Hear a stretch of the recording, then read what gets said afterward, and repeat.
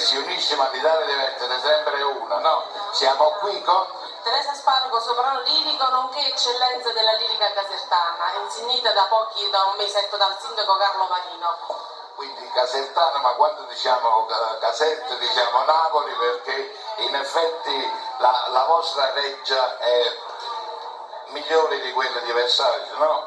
E forse insomma se ne stavano un altro po' i Borboni facevano anche in canale che con il Canditiello, ma io la volevo dire con Nicolais che lo sta portando avanti. Allora, noi siamo il 27 di luglio nel Maschio Angioino con il concerto lirico napoletano classico del mio gruppo ensemble Le Dame del Regno. Dame del Regno consiste in un ensemble tutto al femminile, il primo e unico al sud, se non anche in tutta Italia, di musiciste e soprano, i direttori d'orchestra che vestono per quell'esibizione gli abiti borbonici della sede di San Leucio, quindi sarà tutta una raffinatezza.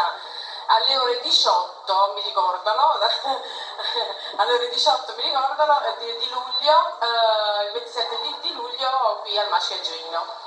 Grazie. Dopo la conferenza stampa Estate a Napoli vi invito il 27 di luglio alle ore 18 qui al Maschio Angioino.